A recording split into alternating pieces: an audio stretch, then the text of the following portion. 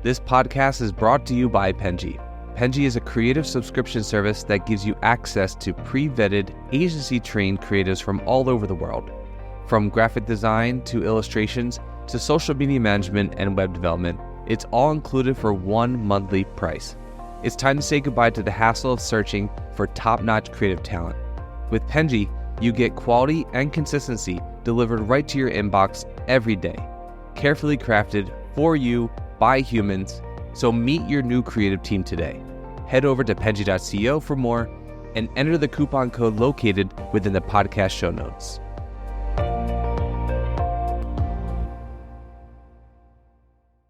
Alrighty, hello everyone, and welcome to the Fully Managed Podcast, the podcast where we discuss marketing and business tips to help assist you on your business journey. I'm your host, Shannon, Penji's Partnership Coordinator. I'm joined here today with a very special guest, Connor DeLaney from Impact Plus. Thank you so much for joining me today. Excited to be here, Shannon. It's going to be a fun conversation for sure.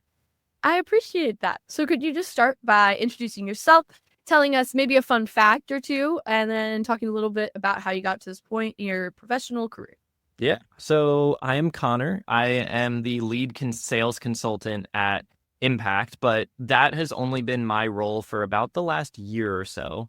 Before that, I did what I like to call the endless rotation program, where you work in the agency world or in the marketing world, and you find a way to have new titles every once in a while. But I started out as, a content trainer. I helped teach people how to write great content, and we focus in an inbound marketing world. If you think of HubSpot, that kind of world, that's where our bread and butter is. But I taught people how to write great content to get people to convert on their website. And then I moved into an events and community management role for a couple of years, where I ran a community called Impact Plus, where we had a couple thousand members who would engage in mastermind groups and other learning courses and other content. And I ran that community for about 2 years before I jumped into a sales role, helping businesses to get on the journey of working with impact.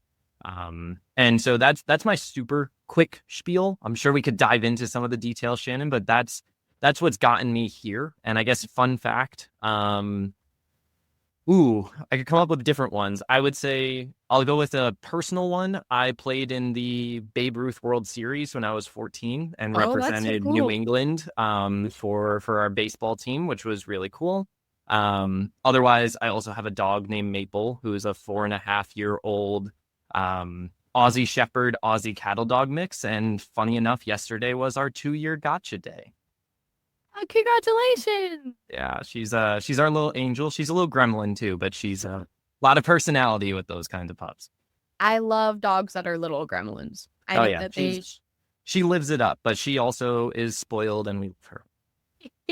That's the best kind of dog. I love dogs that get into mischief. I think those are the best kind of dogs. And she's smart enough to know what she's doing too. She doesn't stumble in. This is a calculated attack. Oh yeah, of course. Yeah, I love dogs that are stubborn in their own right. Like they know when they're not listening. Like they know how to listen. Selective hearing is pretty common at times. Yeah.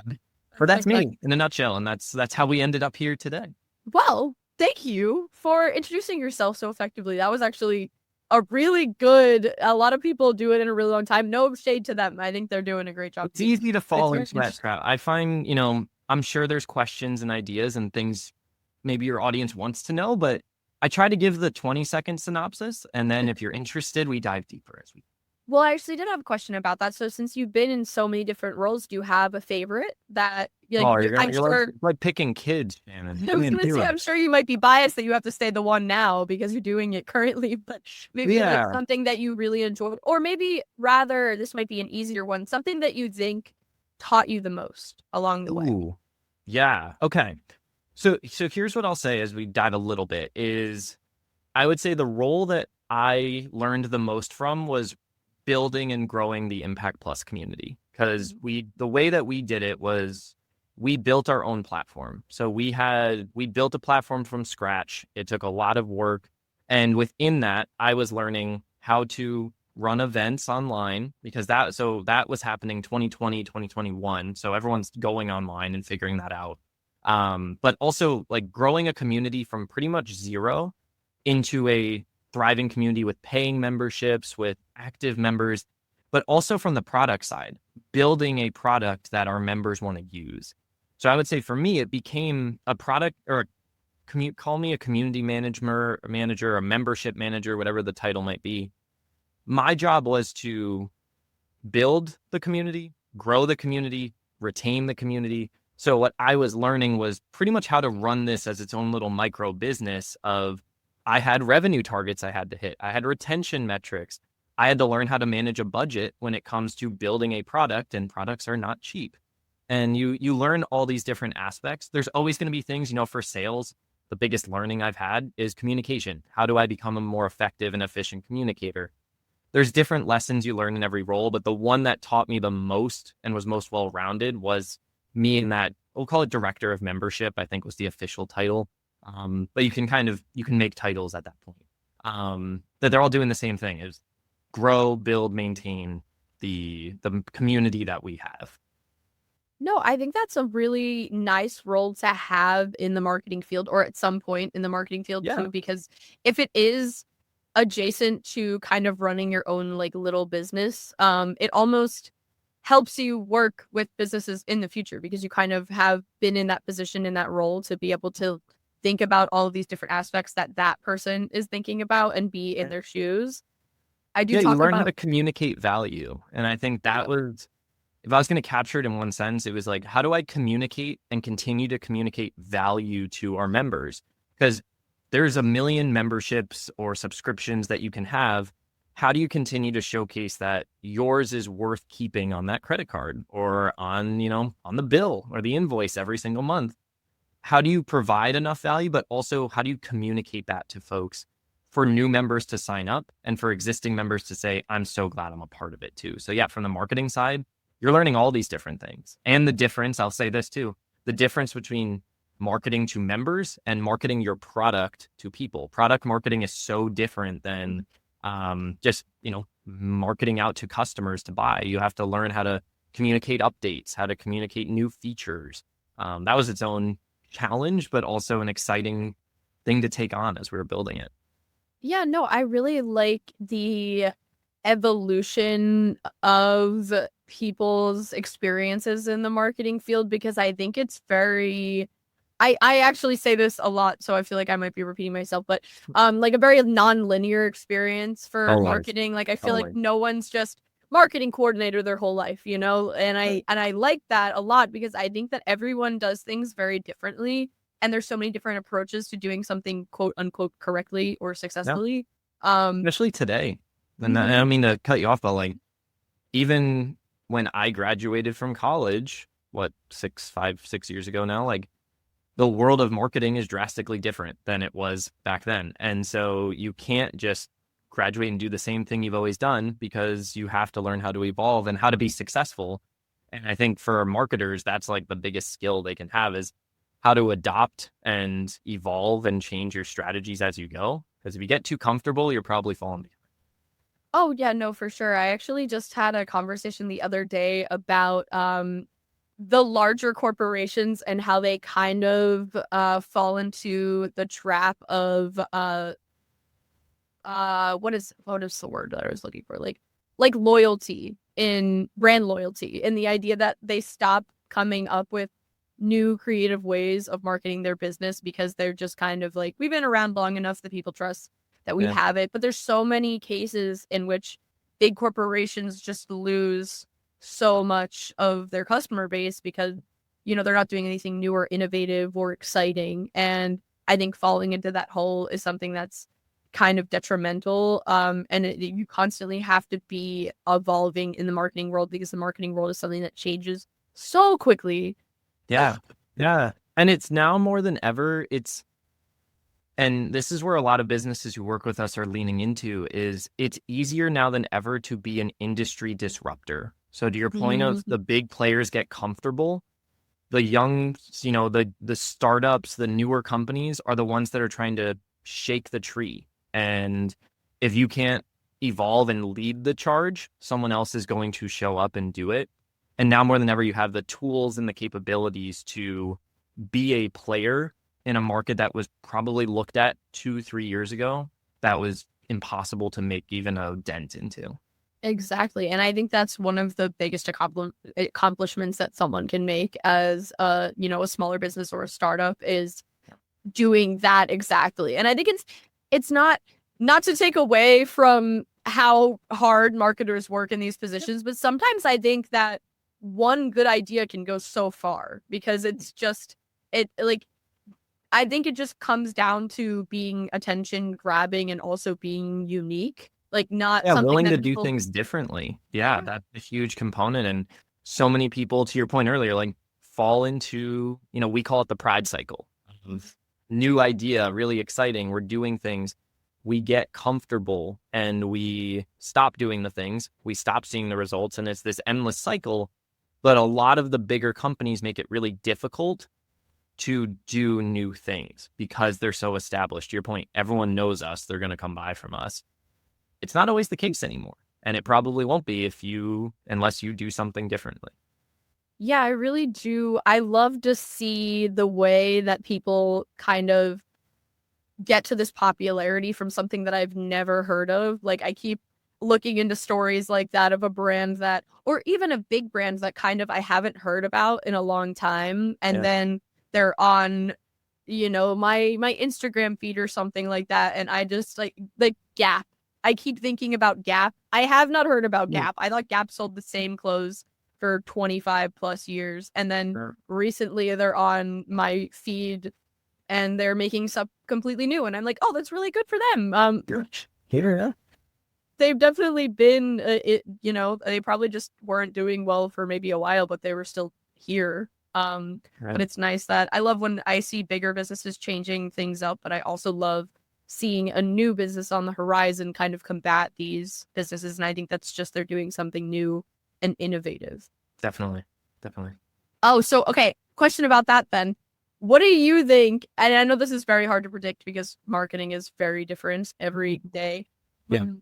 What do you think in maybe 5 years? What kind of shifts do you think you might see in marketing or even sales that will be different from now?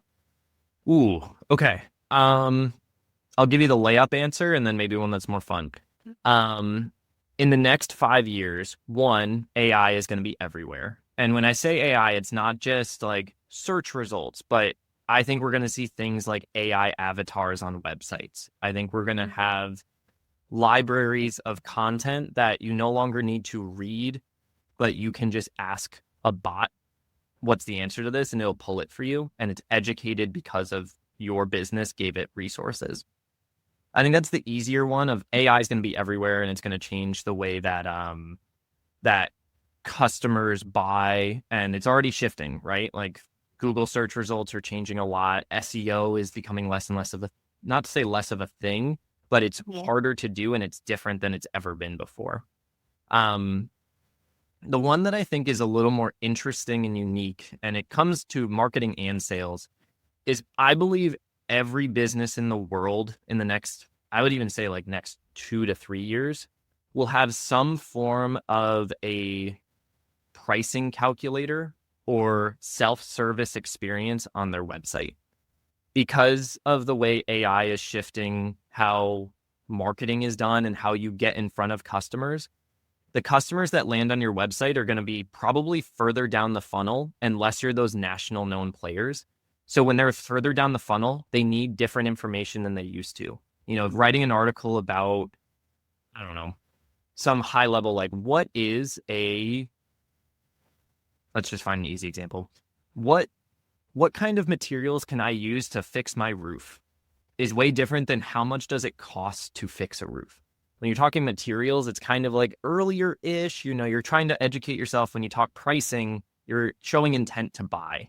So I think websites are going to shift a bit from the draw as many people in as possible to educate and convert at the highest level. And I think we're going to see AI kind of replace that earlier stage because it's going to give them the answers to those easy questions. And the pricing ones are going to be where you not only differentiate, and I don't mean differentiate in the way of cost less, but explain how pricing works. That would be my prediction is in the next 5 years, every company will have to have one of those for them to survive. I really like the idea of that because I do think that's something new that I'm seeing now in marketing is the educational aspect of things. Yeah. Because I think like once you teach something to someone that they didn't know that idea or fact prior, now they're suddenly concerned about it. Yeah. You know? There's thinking about it. Yeah. And I And think about, really what that does for your brand, Shannon, is you become more trusted because you educated on something that they probably weren't thinking of before too. No, I think and it works. It does work, and it can be something that I didn't know or care about before I read up on it, and now I suddenly care about it and want to buy the product. It Yeah. does work because it's kind of the idea of doctor Googling something. Like I have this symptom, I need to figure out what's wrong. But it's the opposite way of like you're finding out that something's wrong. But Right. through marketing. Yeah. Yeah. Like And that's the role, but that's also where like sales and marketing are going to be closer than ever because it's marketing's job to educate them. It's sales' job is when I'm educated enough to want to talk to you, can you close the door and close the deal and win the business? But if marketing gets them 80% of the way there, 90% of the way there, sales should be easier, but it requires a lot of coordination with the marketing team. And that's probably a broader trend that's happening now, but will be even more prevalent, is those teams are going to have to be closer than ever for them to be successful. Oh, so actually that brings up a really great question. So you have worked in both sales and marketing and currently you work in both. How do you kind of coordinate those two together? Because I know that's kind of like a thing that butts heads very often, two departments kind of coordinating with each other. Yeah. So a lot of the work that we do as well, and I guess I didn't cover this as much in who we are, what we do, but Impact as a company focus on training sales and marketing teams to be more effective and more aligned than they are right now. And so for Impact, we work to set the example, and we've created what we call a revenue team, which is members of the sales team and members of the marketing team meet every 2 weeks to plan out content strategy, to talk about experiences that I might be having in the sales process and how marketing can help. And that's been a game changer because not only is marketing creating content that's valuable for me to use, it also means that it's valuable because it helps the buyers to have the resources that they need, or the customers or prospects. But the other piece that it does is it requires us to communicate with each other on areas that we might be missing. Things like, hey, the website was missing something about this. Can we create content? Like it identifies gaps. And in that sense, gives marketing one, job security, because they have new things to go work on and create, which I always think is just a funny way of putting it, but it is true. Like it keeps them busy in a sense. But it also ensures that, well, we're not going to always be like right, but we can bring back experiences from the front lines and say, here's what I'm seeing and hearing. How do we solve this problem together? And sometimes I'm going to have ideas. Sometimes I'm going to throw my hands up and say, I have no clue, but I bet you guys do. So it's giving them real life data and insights into what we're experiencing when we're trying to sell or we're trying to educate and nurture an opportunity. That's how we're doing it. And that's how we help companies that we work with do it too. No, I really like that. I think communication is something that's so vital to the success of a business. Yeah, And them I think talking alone is like a game changer for most. especially, I think you're always, especially when you're just working within a department and you're not really getting communication elsewhere, you're kind of working in like this feedback loop Right. of information where even if something's working, quote unquote, you don't actually see that it can be better than what's working at that point. And I think that outside perspectives are really important, even for something as simple as, the website. Like, looking at it over and over again, it becomes your baby. And it's something that's so hard to get new ideas for because you're kind of just like, oh, you've worked so hard on getting it to this point. And you're at it every day. It starts to look like everything else. And all you see is the color of your site kind of thing. Yeah. Exactly. And I really like I think communication from different positions is something that is really important and not something that is really implemented. I think startups are really good at it because they're a smaller basis. Yeah, they're all where together usually. they Or you have wear to- multiple hats. Yeah, as you get bigger, it gets tougher, but also that's where, you know, when we say bigger, there's startups where you're three guys in a garage, Mhm. or there's the companies that are 30, 40 employees, maybe they're $10 million and they're big enough where they have to have structure because it'd be easy for them to separate. But the more that they stay together and they stay aligned on where they're trying to go, the more effective we find they are. And the same thing for our team. We're more effective when we're all aligned and rowing the boat in the same direction. Well, yeah, I think that one, I think that education is really important. Like, it's really interesting and cool that you guys do that specifically, because I think that that's just not something that even bigger companies have an issue with, because it's just like they're unaligned in the way that they're thinking about things. And I think that's where like the butting heads comes in. Yeah, it eliminates pointing fingers and butting heads. That's right. Yeah, that's always where, I say always, that's most of the time where teams start, is they're pointing fingers at each other saying marketing's not making, or like sales isn't closing the deals we're creating. And then sales is saying marketing's not getting us enough leads, and everyone's not working in the same way. They're all just saying, you're not doing enough to make me successful. What the heck? Yeah, no, I think, so with that, I think that definitely is a big issue that we both agree on for sales and marketing. What do you think is another kind of common mistake that sales and marketing teams are making in their strategies towards being successful in their campaigns? Ooh, okay. One that comes to mind right away is we talk too much about ourselves. And that's probably an easy one. And I saw you giggled as I said it, so maybe that's one you've heard before. But I definitely agree with that. It's one of those things of like, whether it's in our copy, it's in the content we create, it's in the sales conversations we have, we tend to really focus on us and not on the customer. And that can look different in different ways. So for the marketing team, if we think about our homepage or our services pages, we talk about how great we are.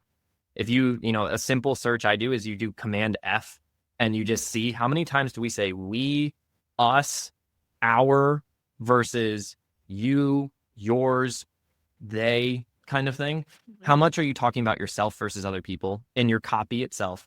When you think about your content you're writing, how much of it is really biased and not helpful, but just kind of like, we did a great thing and you should work with us because of that. And then in the sales process, it's going into what I call the pitch slap, which is you come in, this customer says, I've got a problem, and I come to the rescue and I say, I've got a solution for you. And it's kind of like the used car salesman of I come in and I just want you to buy.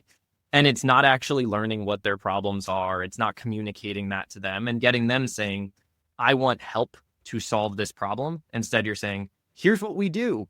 Does that work for you? I would say that's another big problem. That's probably a more obvious one, but I would say there's still way too many companies that do it too. Yeah, no, I can definitely understand that. Me personally, I'm so far from sales. Like, I just it is something that universally. Shannon, I said the same thing 3 or 4 years ago, and look where I am now.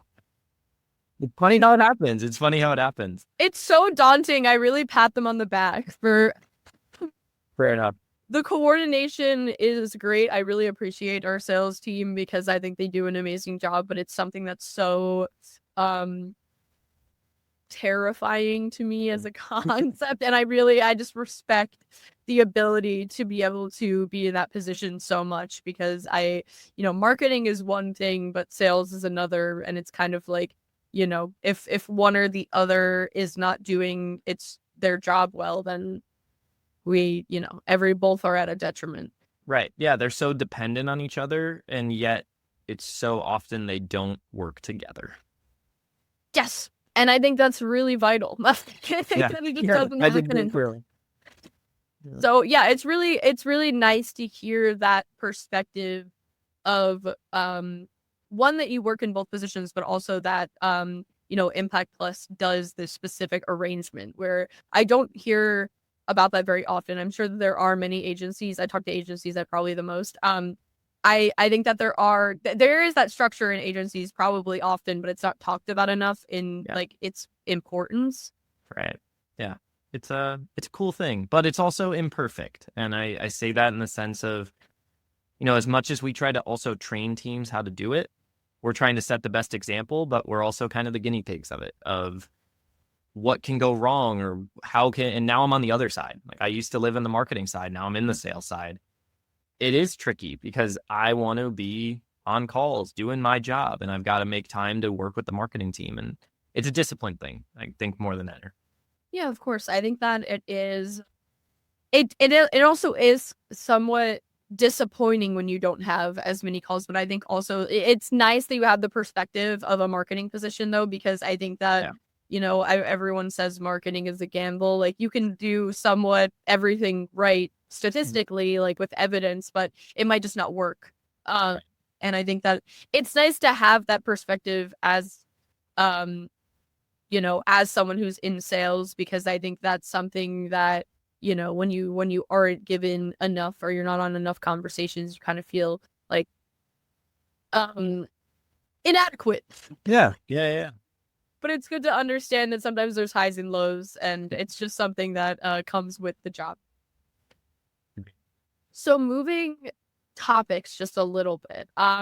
Okay, so there's this growing demand, I think, and I think it sometimes has to do with AI, because I think a lot of times when things are automated, so to speak, I think a lot of people kind of lean more towards wanting personalized experiences, because it's kind of what's the word I'm looking for? Like a consequence of it, because people are looking for, they want to feel like they're an individual and they're not just talking to a robot all the time. Right. How do you think that companies are able to balance the need for this customer data to personalize experiences while also respecting privacy?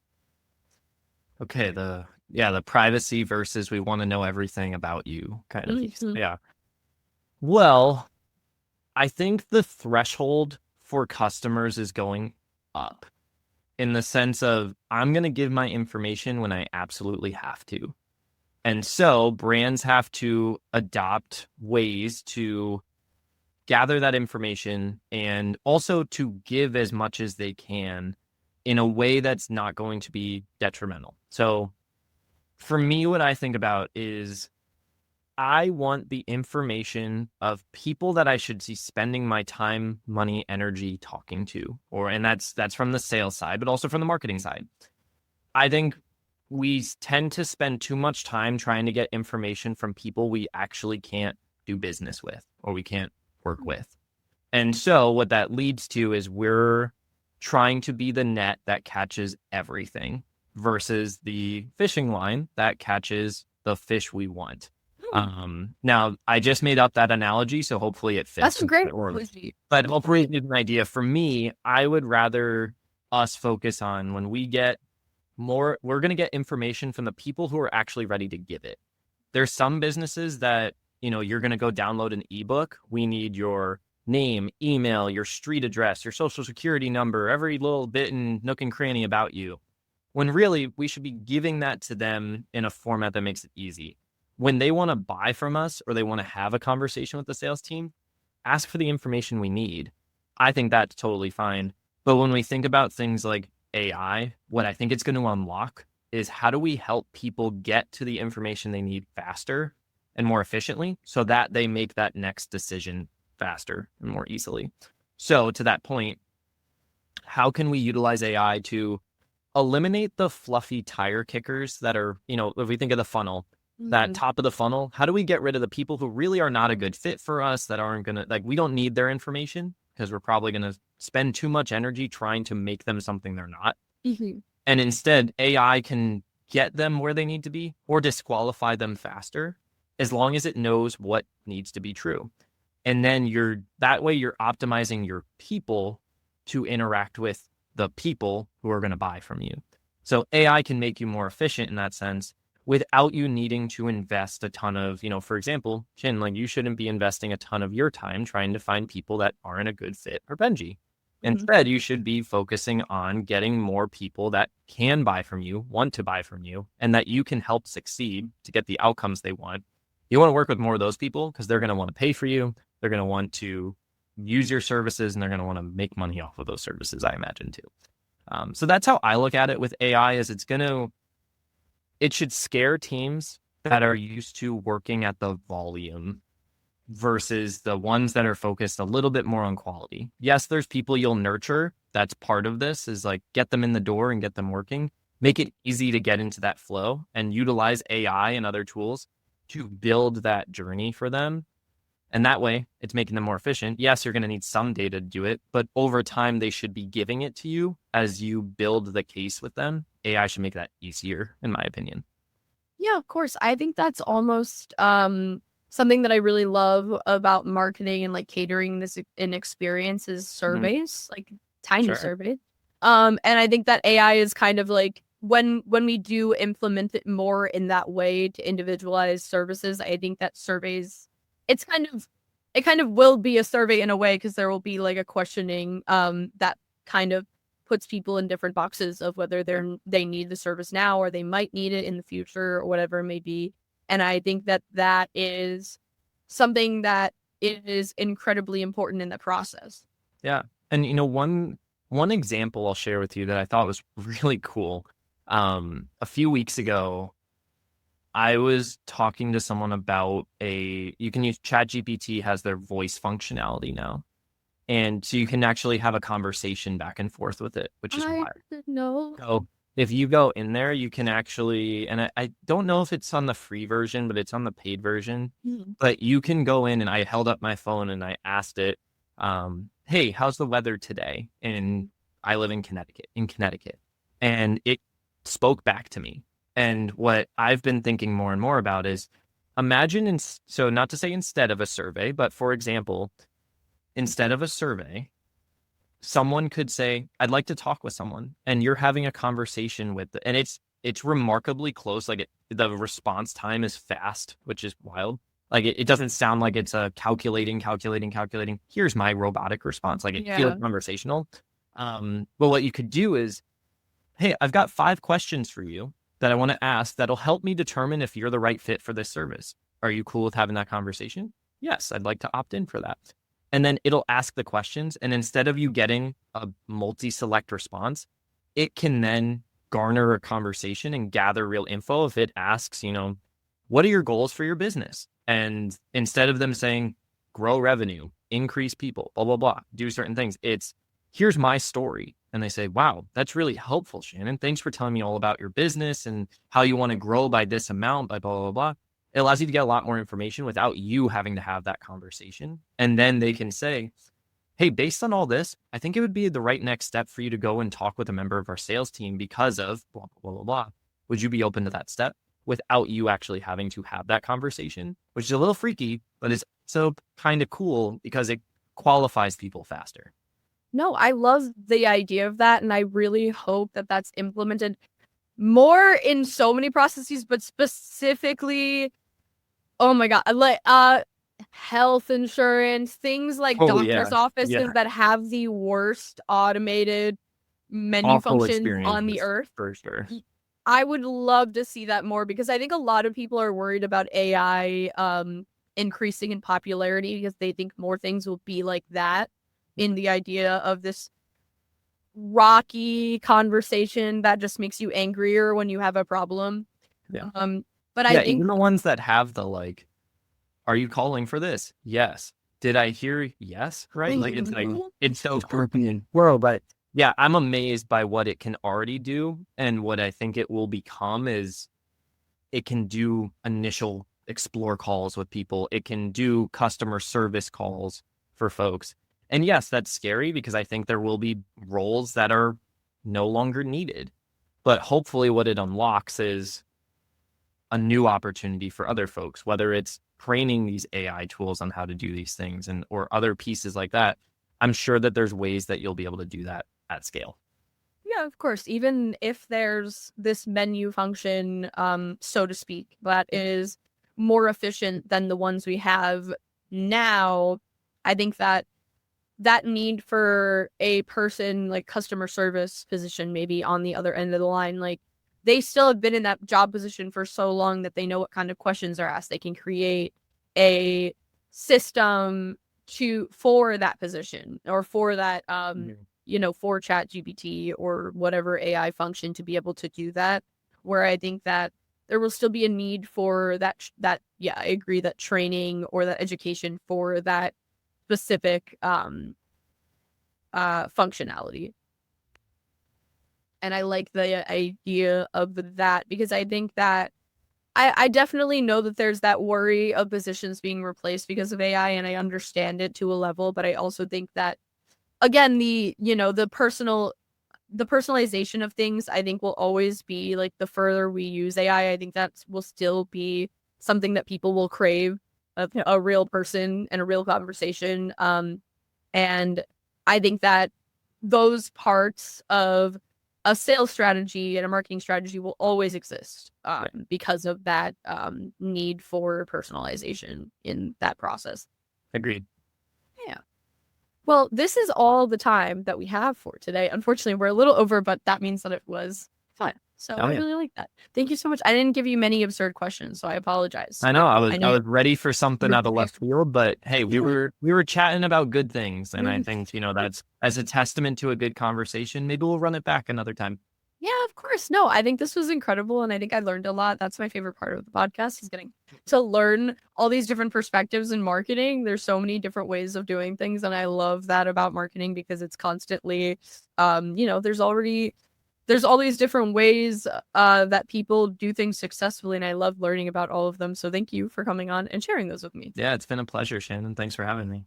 Thank you. And thank you for everyone watching or listening. Again, I hope that you join us for the next episode, and I hope that you enjoy this one. Thank you so much. You've been listening to Fully Managed, brought to you by Penji. Check out the show notes to learn more about today's guest, and to learn more about Penji, the human-first creative subscription service, head over to penji.co. And by the way, if you're still listening, it would mean the absolute world to us if you were to share this podcast with a friend and, of course, subscribe.